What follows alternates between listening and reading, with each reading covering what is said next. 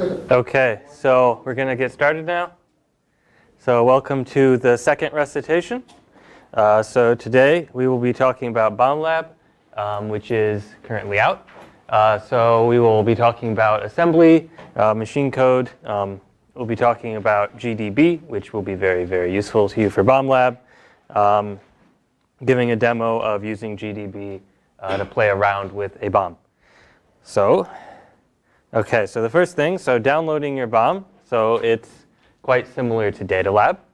You go on Autolab, you download the handout, you download a tar, which contains all of the important stuff in it. The bomb is unique to you. Everyone gets their own special bomb. Dr. Evil has created 1 billion bombs, and he can continue to make many, many new ones. There are 6 phases in this bomb. They get progressively more fun. And you can only run these on the Shark machines. Do not try running the bomb on a non-Shark machine. It will not work. It will blow up. You will lose points. Please read the write-up before you start. So here's the write-up. There's some important warnings in it.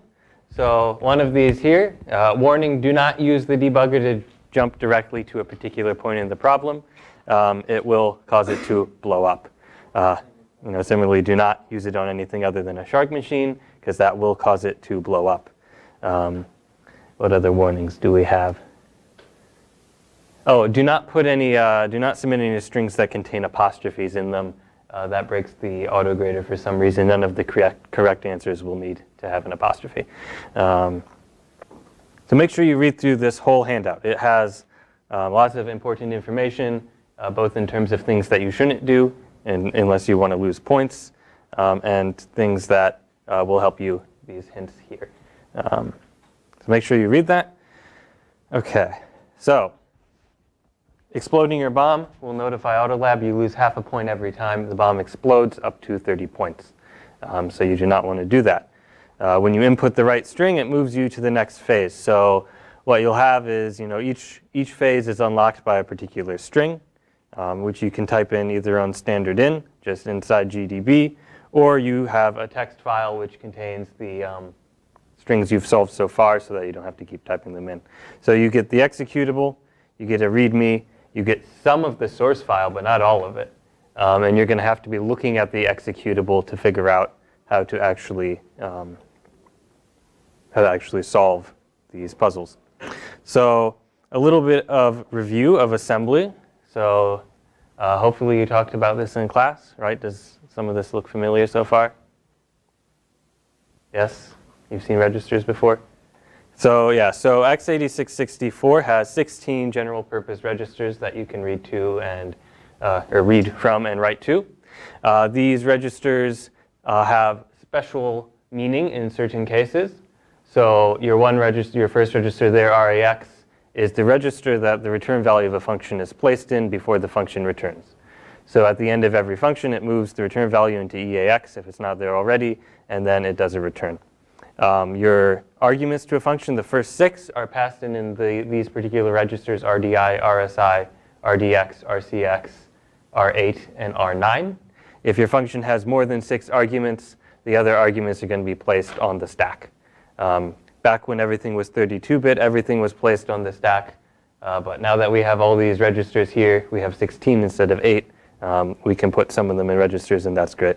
The RSP is your stack pointer. So your stack pointer is going to keep track of where the boundary of the stack is. The stack will contain extra function arguments beyond those 6 that you needed to pass into a function. It will contain local variables for a function will be stored on the stack. Information about how to get back to the previous stack frame is also stored on the stack. Let's see. So each of these registers, you can see they're sort of split in half. It like says REX and EAX. So REX is the full 64-bit width register. EAX is the lower 32 bits of it. So if you just wanted to access a 32-bit register, you can use these names to get the lower 32 bits, and then it's like you're doing something in x86, the 32-bit version. So those lower bits on the left-hand side are the 8 registers that the original x86 specification had. And then we've extended them to 64 bits and added 8 more, which is great. It makes things run faster to have these extra registers. Registers are fast. Getting things from like the stack of memory is quite a bit slower. So having more registers makes everything run faster.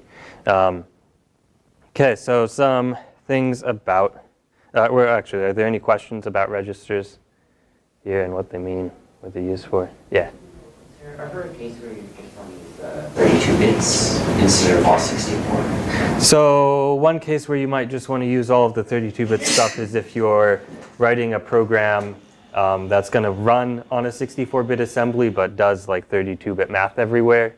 So if you took 122, you know that C naught uses 122-bit math, or uses 32-bit math everywhere. C naught, the 122 language, uses 32-bit math everywhere. So if you use all of the 32-bit registers to do everything that does math, then you get 32-bit numbers with the appropriate overflow and underflow behavior for 32 bits rather than those extra bits that you're never going to use. So that's one case.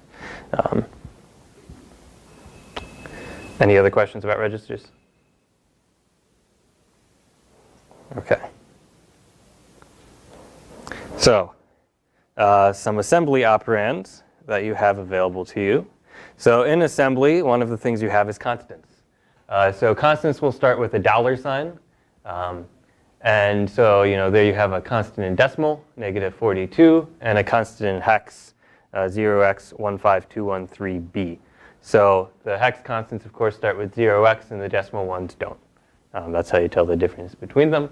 And these can be directly in your program to be used by an instruction as they are. You also have the registers. So the way you specify registers in the assembly is with a % sign in front of it and then the name. So %ESI gets you, the ESI register, which is the lower 32 bits of RSI, and then %RAX gets you, register RAX, which is the 64-bit width equivalent of EAX. Okay, so and then these registers, what do they store? They can store a value, or they can store an address, which is really just a value with a particular meaning. It's a value referencing a location in memory. Okay, so, and then the other thing we have is we can actually have memory locations. So we can have parentheses around a register, which means go get me the value in that register. We can have a constant in front of it, which means go get me the value at that register plus whatever that constant offset is. Or we can have even more complicated forms like this one, where we're doing math with multiple constants, multiple registers to figure out where in memory we should be looking up a value. And all of these things, especially the particular meaning of the memory location ones, are in your textbook. I believe it's chapter 3. So if you want to know what all of the different forms, because there's more than just those 3, are, you can look that up in your textbook, and it will tell you what the valid forms are and what they compute to. So any questions about these operands, constants, registers, memory locations? These are sort of the basic building blocks of executing a program. Okay, so then one of the other things we have is we have the arithmetic operations. So we've got things like moves in assembly. So did you all see move in lecture? Yeah, okay. So one of the interesting things, so we're using the, I believe it's the AT&T format for assembly everywhere. And one of the things about the AT&T format is that can be a bit confusing is all of the instructions are organized with instruction, source, destination. So when you say move RBX RDX, that means move RBX into, or move RBX into RDX. So the new value of RDX is equal to the old value of, current value of RBX. So I mean, it's not too bad for moves. You move from left to right. It gets a little bit more confusing for things like add, maybe. So right here we have add of parentheses around RDX and then R8. So R8 is our destination. RDX with parentheses around it is dereferencing a memory location as our source. So when you have these arithmetic instructions which have just 2 values, what it does is it takes the destination and does the arithmetic operation to it using the source. So what you get is a destination plus the value of the source. So in this case, that's R8 gets added to it whatever value is at RDX. And then the same thing with this multiply. So R8 is going to be multiplied by 3. And then we're going to subtract 1 from R8. And then we also have this instruction, LEA, L-E-A. So have you seen that one in lecture? No? OK. So this one is, it stands for load effective address. And it's sort of an instruction concerning memory, because it gets you just the address without dereferencing. But it's also used as a little shortcut for arithmetic a lot of times. Compilers will assemble particular arithmetic expressions to this because what it does is it combines multiplying and adding into one instruction. So you can get interesting stuff. So here what we do is we take RDX and we add to it twice the value of RBX. And since we're not dereferencing this, we're actually using the values stored in those registers, not going to that location. OK, so do we sort of see how arithmetic works in assembly? So we have a lot of, it's all of the instructions, basic things you would expect. You've got move, add, multiply, subtract, bit shifts left and right, arithmetic and logical. You've got all of the bitwise operations. Divide and mod are a little bit funky. They have a different specification where they actually only take one operand, and it always divides by the values in EAX and EDX, and then spits out the quotient to EAX and the remainder to EDX. So if you see divide and mod happening, you should look up the details on those because they work slightly differently than these. Yeah? Right, yeah, so it's... You're adding addresses. So yes, so you're sort of adding the values in those registers, which if you're using it as a memory location would be addresses. But you can also just stick whatever value you want in there that isn't actually a valid address and use this instruction to add them together or multiply them. Because both addresses and just integer values are, they're the same. It's just a 64-bit number. And the assembly language doesn't have any notion of types where it will distinguish between the two. So I could just put, I could put 5 in RDX and 10 in RBX, and then I'll get 25 out in RDX. Even though those wouldn't be valid locations in memory, most likely, to actually use. Any other questions? OK. So even though it's not actually dereferencing it's still getting a value. It's equivalent to add when the dereference is for RDX. That's getting a value in RDX, and here it's also getting a value in RDX. It just doesn't have it. Right, yeah. So it puts that value in RDX, but it doesn't treat it as a memory location that then gets dereferenced to find out what's at that memory location. So it just gets you the address from this computation. So back here when we had something like this, we'd be doing math with RCX and RDI and some constants, and then once we got an address from that, we'd actually go to that location, and that's the value of this this expression. In the case of just load effective address, all it does is get that address. It doesn't go and get the value at that address. OK. Any other questions? OK. So one of the other things we might want to do in assembly is compare numbers. That would be great. There's a couple different ways to compare numbers. So we have CMP. CMP will compute the value of A minus B, where A is the second operand and B is the first. And test BA will compute the value of the bitwise AND of A and B. And what these do is they do that operation, and then they set some flags. So in addition to these registers, these 16 registers that you've seen, there's also some condition flags. that are being kept around a state throughout the execution of your program. And these two instructions are ways to set them. And then the jump instructions will jump conditionally based on the current value of the flags. So the pattern you'll see all the time is you'll do some sort of comparison, and then right immediately after it, there's one of the conditional jump instructions. So the comparison sets the flags, and then if the flags are right for the jump condition to be true, it'll jump to that address. Otherwise, it will just continue on to the next instruction.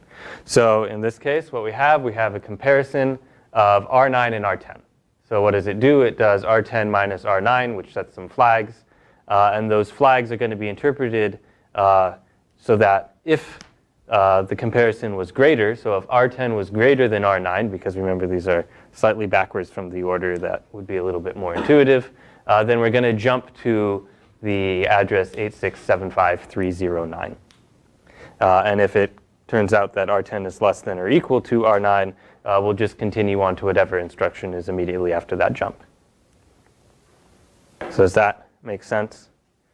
Pay particular attention to the order here, because this can get really confusing because they are exactly backwards from how you would normally read it. So here's the different jump instructions that we have available to us. There's the unconditional jump, JMP, that just always jumps. It doesn't care what the flags are, it doesn't care what else is happening, it just jumps to whatever address you give to it.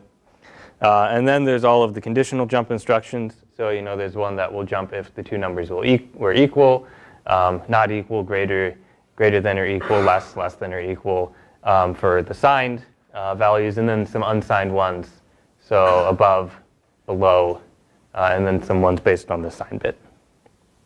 So depending on what sort of math you're doing, all of these different jumps are useful.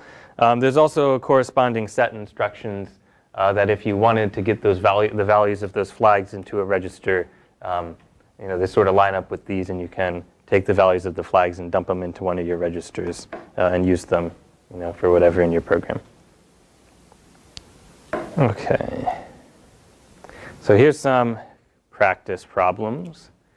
Okay, so, actually, any questions about the jumps? Okay, we'll do some practice problems now. So we've got CMP of this hex value and R12. So what's the condition under which this will jump to that address dead beef? Fill in the blank for the first one.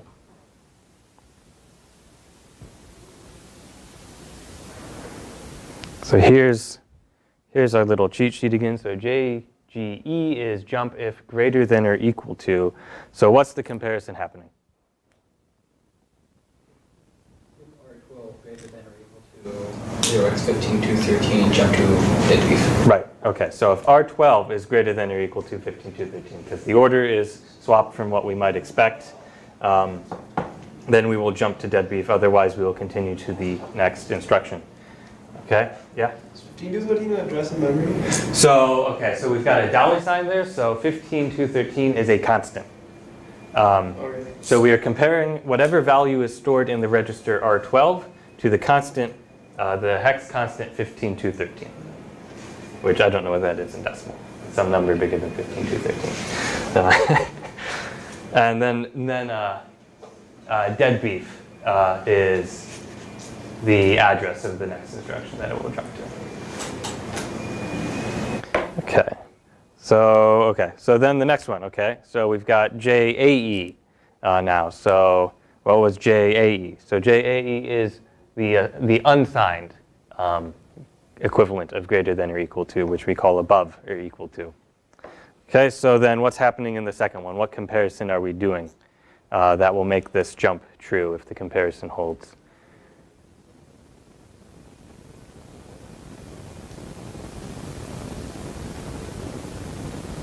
Any guesses?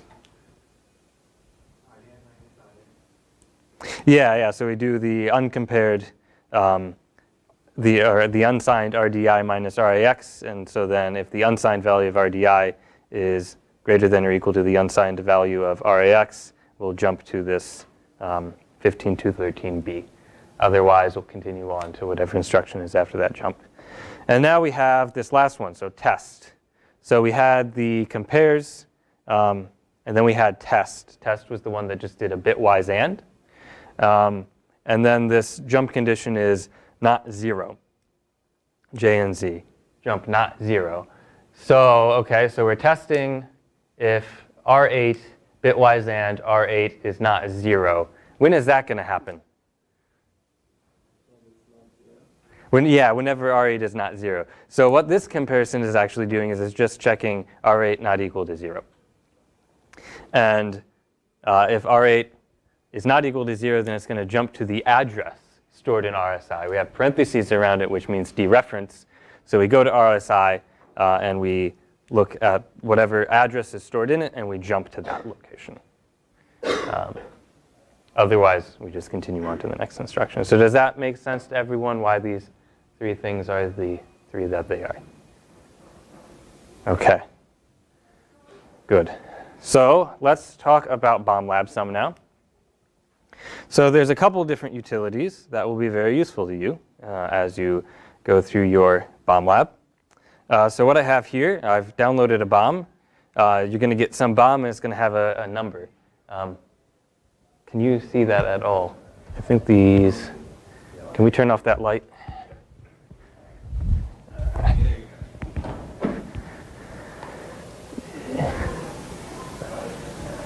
There we go, okay. I will. How is that in terms of size for everyone? Good? OK. So we've got a couple different programs that will be useful to us as we are playing with our bomb. So the first one here is objdump, or obj dump, or however you're supposed to pronounce it. So this has a couple different flags that will change what it does. So the first one is the -t flag, and that will give you the symbol table for an executable. OK, so what? Let me remove that because that won't come with yours. So what you get when you unzip or untar your tar is you get a bomb executable, source file, and a README. So if we look at the source file, just real quick, what we see is that it's got a little bit of sort of the skeleton of the program. You can see that we've got initialized bomb, and then we run phase 1, 2, 3, 4, 5, 6, and Dr. Evil prints out some taunting strings at you as you go, and hopes that he's able to stop you with one of these. This is all the source code you get, though. There's obviously a lot more going on than this, because you don't get the actual source code for what phase 5 is or what phase 1 is, just the fact that it's being called. So this is useful to read, just so that you sort of know the high-level control flow that your bomb is going to be going through. But you'll need a little bit more than this to understand what's going on. So we have the bomb executable, and that actually is the code that's going to be running. So in there is all of the information you need to know what's actually happening. So one of these programs that will be helpful to you is this objdump program. So -t will give you the symbol table, and you give it the executable. And I'm going to pipe it to less just because there's a lot of output. You could also just have it dump it all into your terminal or pipe it to a file if you wanted. OK, so what do we get? So we know that we have a bomb, and it's going to give us a bunch of information about all of the symbols in this file. And maybe I'm a little bit, yeah, that's better. Can you still read it? So the lines don't wrap as much. So yeah, so we've got interesting things in here. We see there's like a .text and a .data and a .bss, and those are things that are actually in all of your executables that you'll learn about in this course.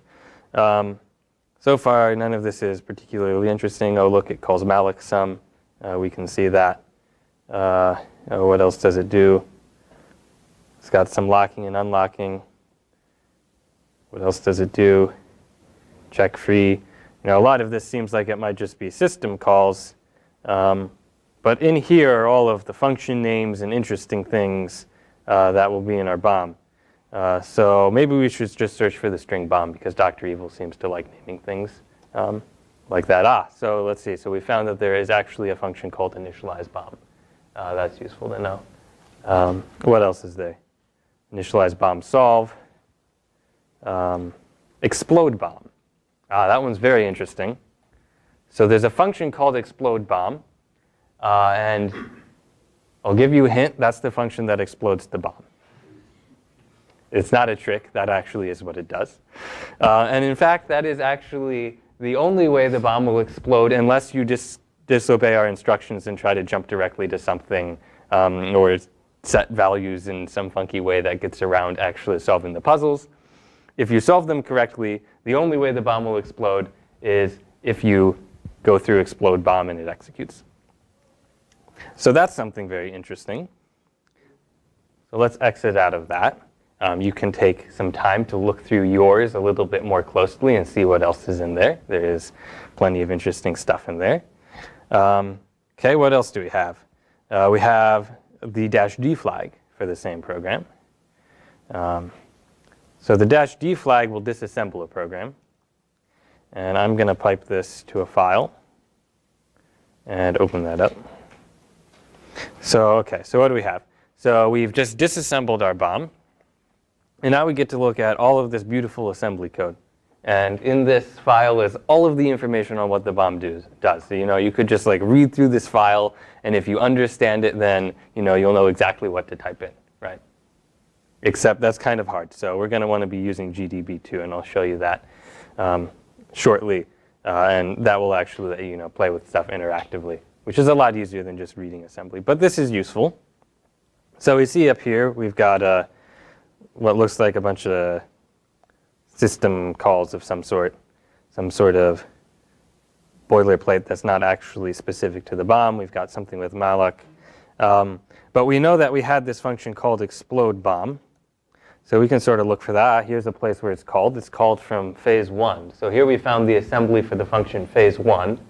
And we can see, it starts by changing the stack pointer, and then it does some moving, and then it calls some function called strings not equal, which is interesting. And then it looks like if you do the wrong thing, it'll call explode bomb. Otherwise, it will jump over that. See, if this comparison succeeds, then it jumps to 401397.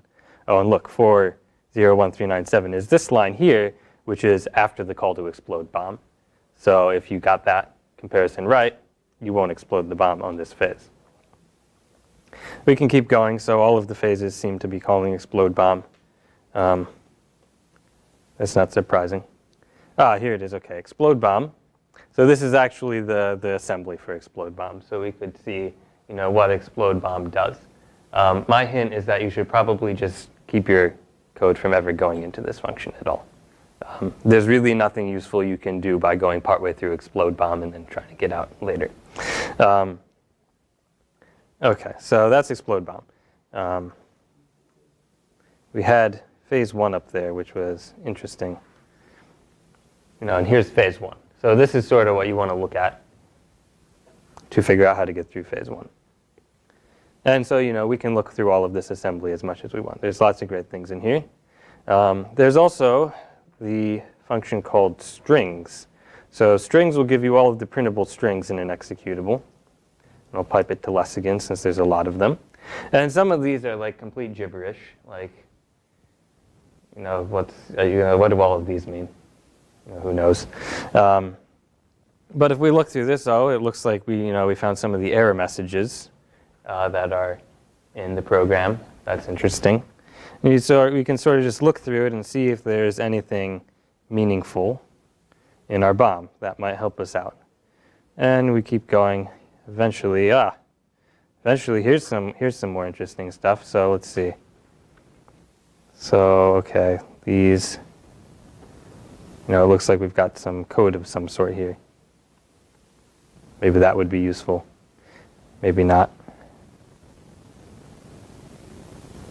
Just a bunch of different messages. So, and there's my Andrew ID down at the bottom. Apparently he's in the bomb. So now you can sort of look through this to see all of the printable strings. And maybe some of them will be useful to you. This is an easy way to get at all of them. And then, of course, there's the tool that you'll be using the most for this lab, and that's GDB. So, OK, yeah, so that's those three. Now we've got GDB. So the way you open GDB is GDB. This stands for GNU debugger, by the way. So GNU being the same GNU from the GNU compiler collection, GCC, or GNU Emacs, or also the same GNU that's responsible for LS and cd and pwd and pretty much every function you use on Unix, except for the kernel itself. Okay, so gdb, and then you give it the name of the executable. If you don't give it the name of the executable and then you go into it and hit run, it'll just complain at you that it doesn't know what to run. So this opens up gdb for the bomb.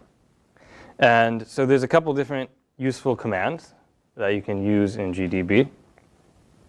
One of the ways to learn what all of the commands are is to just type help.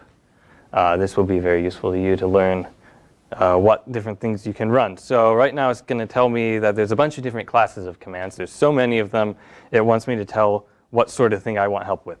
So how about I want help with breakpoints? So I can put help breakpoints, and that will tell me the different commands relating to breakpoints. And there's many of them. So it tells me that one of the commands about breakpoints is called break, which sounds really useful. I'd like to be able to set a breakpoint. So if I type help break, I can actually then even get more information. More information on the specific function called break. So it tells me that the correct syntax is break, and then a location, and then optionally I can add some more, an if condition or a thread number to that. Okay, so what do I want to do? So here's another hint: is tab complete works in gdb. So if I type br and then hit tab, it'll fill it out to break, because that's the only other thing it can fill out to at that point. So what's the first thing I want to do? I don't want to explode the bomb. So I'd like for my program to stop before it explodes the bomb. And so the way we're going to do that is we're going to set a breakpoint at explode bomb. So the function explode bomb, and once again, we've got tab complete, so I can just start typing, and then once there's no other function with that name, I can hit tab and it'll fill it out. And I hit enter, and it tells me there's a breakpoint at 0x401A14, which happens to be the location of the bomb, the explode bomb function. So now, anytime I'm running gdb, if it gets to this function, it will stop. And it will wait for me to tell it what to do next before continuing on and exploding the bomb. That's a great thing to have. So let's say I just go ahead and start running into that point. So the way to start it running is just run. Okay, and it's giving me a message from Dr. Evil. So it's right now waiting for a string. And that's going to be the solution to phase 1 that I'm trying to put in. And so I think maybe it's just like bomb. Who knows? Maybe he'd set it to that. So I hit enter. And oh, look what happened. It continued to run after I put in that input. And it stopped on my breakpoint. So that means if I continue on from this point, it's going to go into the explode bomb function and explode my bomb. And that's bad. I don't want to do that. Because then I lose half a point. And I don't want to lose half a point. Because, why would I want to lose half a point? So what do we do? So we can actually just start running it again from the beginning. And run will let us start running it again from the beginning. So now we're back to this point. But this is kind of useless right now. I would just I could keep guessing passwords, but I'm not going to guess it by random chance. It would take forever. So you can use Control-C if you want to get out of gdb entirely, or is it Control-D? Okay, you can use one of the two. And then I can go back in. And my breakpoint is gone now because I exited gdb and came back. So I want to set it again because I don't want to explode the bomb. This is really the first thing you should do every time you open up gdb for this lab is type break, explode, bomb, enter. And if you do that and then don't continue on past that breakpoint, it's possible to complete this lab without it ever exploding. Even if you don't know the answer to the puzzle on your first try, it'll stop at explode bomb. You can start over, keep working on it, and not explode the bomb. But what I really wanted was, I wanted to get into phase 1 and figure out what was going on there, right? Because it just, went straight to explode bomb and didn't stop, at phase 1, so I could figure out what was going on inside. So what I can now do is set a breakpoint at phase 1 because I saw in the, in the assembly file when I opened it up that there was a function called phase 1 in there. So now I've set a breakpoint there too, and when I run it again, it'll come and it'll ask me for some input. And now what it does is it stops in phase 1.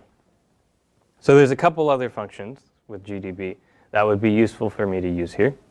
So one of these functions is disassemble, or just DISAS is the shorter form of it. So when I run that, what happens is it gives me the disassembly for the function that I'm in right now.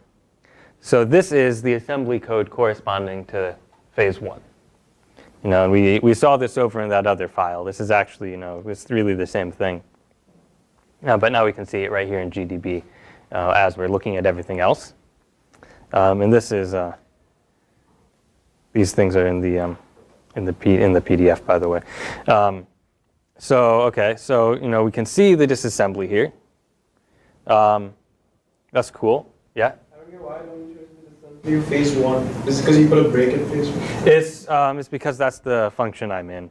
If we did help on the function, then we can, let's see. So the default is function surrounding the program counter of the selected frame.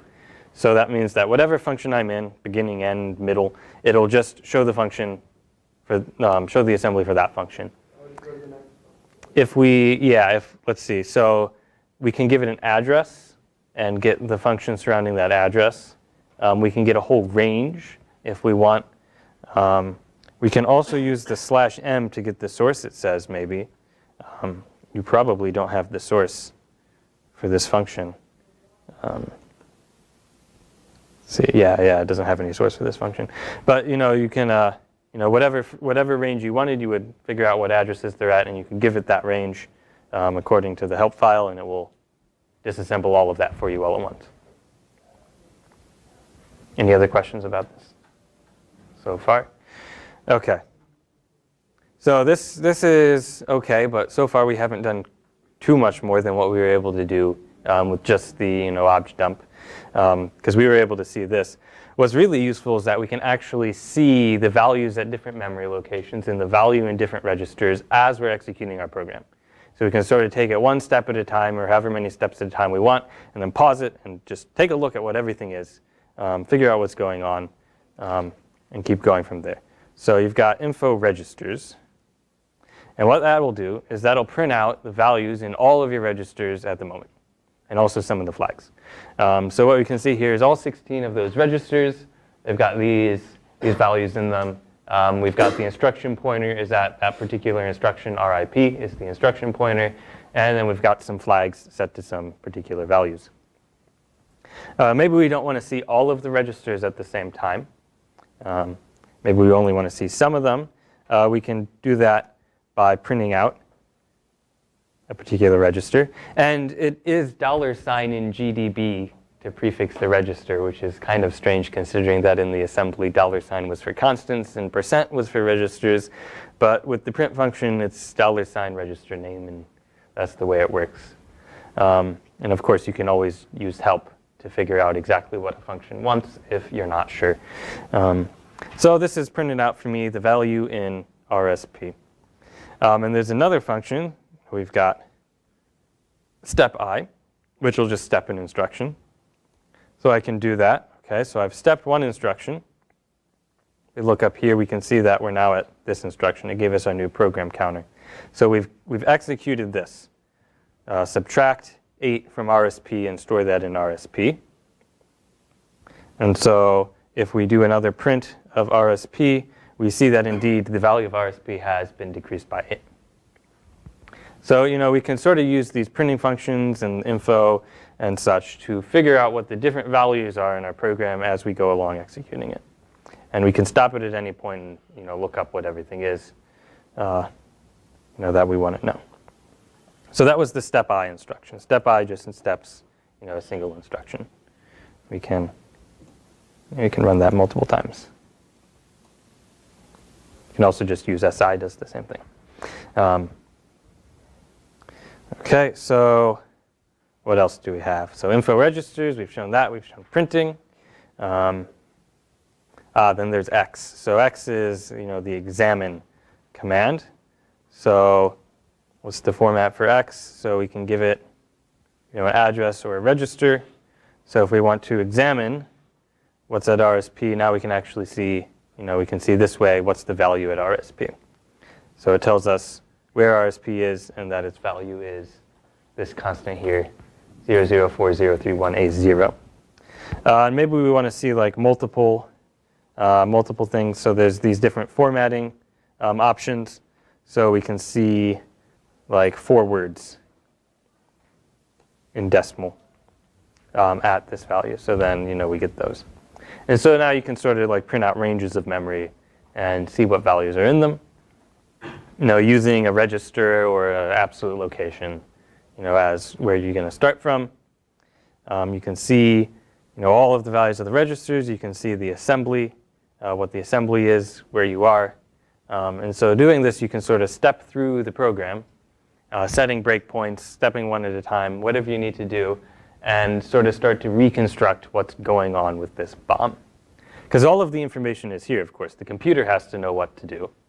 And all of that information of what the computer has to do is stored in the assembly. So as you step through it, the information for what you need to do to make it not go into the bomb function is there somewhere. You just have to sort of reconstruct it from this low-level representation, since you don't have the source code available to you. So any questions about GDB so far? The functions you've seen, how to use it, how to figure out how to use it when you don't know how to use it. There's also, there's plenty of tutorials for GDB online, but one of the most useful things will just be this help command. And if anytime you want to see a list of things available to you or how to use them, this will tell you exactly how to do that. No questions so far? Okay, so we can play around in our in our bomb a little bit more. So let's see. So where were we? Oh, so we've somehow made it into the function strings not equal. Apparently, I stepped enough times that I ended up in that. So now we get to see the assembly for strings not equal. And so this is obviously this is something important for the first phase of the bomb. And once it's checking if 2 strings are not equal. It's going to be up to you to figure out exactly what string is checking for this inequality so that you can put in the correct string that it will not explode. But we can see here that we could step through this function and sort of look at the different calls that it's making and the different comparisons that it's making. We talked about what these different comparisons mean, JNE. There's another JNE. And then, of course, call Q is the assembly instruction for calling a particular function. And here it's calling string length or string not equal again. Or no, those are jumps. It's calling string length is the only thing it calls. So, we can sort of figure out what's going on. We see here that at the end, it moves the value of EDX into EAX. As we said, EAX has to contain the return value. So that's what that instruction is doing, is it's making sure that EAX has your final return value, which if you get down to here is going to be 1, it turns out. If the compiler was a little bit smarter, it probably would have moved 1 straight into EAX because, why did we put in EDX at all? But sometimes compilers do weird things like that. And, and then we pop some stuff off the stack. You should read up in the book about, stack discipline if you want to know what's going on there. That's all in the book of how the stack is managed. And then we return to the calling function. So we could step 1 instruction at a time through this. And now, now we've entered the call into string length. There's also a function called next. Next should jump over the function calls when those are reached in a single step. Or we could just, keep going until we hit the next breakpoint. Or until we exit the function, actually, is what that one does. So, now we're back. We're back in our calling function. So do you sort of see how you're going to step through this and everything? Yeah? So yeah, so we can keep running this. So one thing that you don't want to do is once you get to this explode bomb, is just keep going, because then the bomb blows up. So here's, just in case you're curious, this is what it looks like when the bomb blows up, because you probably don't want to do this yourself just for the sake of figuring out what it looks like. I'll save you the trouble. It will print out a message saying, boom, the bomb has blown up, your instructor has been notified, and this automatically posts to AutoLab with a half-point deduction. So right now I'm losing half a point on AutoLab. If you happen to only blow it up exactly once, you won't lose any points, because we'll be generous and truncate that value for you. But there's the notification. If you try doing one of the things, such as jumping directly to an instruction or running it somewhere off of the Shark machines, you might not get this notification. You might just lose the point. And that would be unfortunate because you might not know what's happened until you go back and check AutoLab. So read the handout carefully. Read the handout carefully and don't do any of those things that we told you not to do. And otherwise, put a breakpoint at the explode bomb function and don't continue running the program once you hit that. Start again from the beginning or exit GDB entirely and set the breakpoint again the next time you come in. Okay, so that's BombLab. That's GDB. GDB, the thing about GDB is it mostly just takes some practice to get used to reading the assembly and running through GDB. It's not a particularly complicated program, though. This sort of core set of instructions here that we've listed on the slides are the ones that will be really useful to you. And of course, there's other ones too. I could actually show you. You can get like the call stack, the backtrace of a call stack. So if we looked at help, this would be under help stack. Maybe that'll be useful to you just if you want to know how you got to the point you got. All sorts of stuff like that. But these are the core ones that will be useful to you. The bomb uses scanf for reading strings as scanf. So you might want to look up how scanf works. And you can do that with man. So man will tell you all about scanf and sort of how the arguments to it are formatted. That'll be useful to you. If you get stuck, please read the write-up, read Chapter 3 of your textbook, view the lecture notes, view the course FAQ on the website. We have office hours. The exact times are posted on the website, but they include every Sunday through Thursday, 6 through 9, plus extras. Use man to figure things out. Yeah. Okay, any other questions before we end? Yes? AutoLab is showing something really weird, where it's like phases diffused, and then everyone has one explosion, like 1.0 explosion. I'm assuming that's just an issue. Everyone has 1.0 explosion. That's probably not true. It adds your explosion score to your actual score for your overall phase diffuse score, and everybody has a 1 for explosion. That's weird. I don't know why that is. Yeah, I'm not sure why that is. We'll see if we can figure out what's going on. Any other questions? Okay, good luck with your bombs.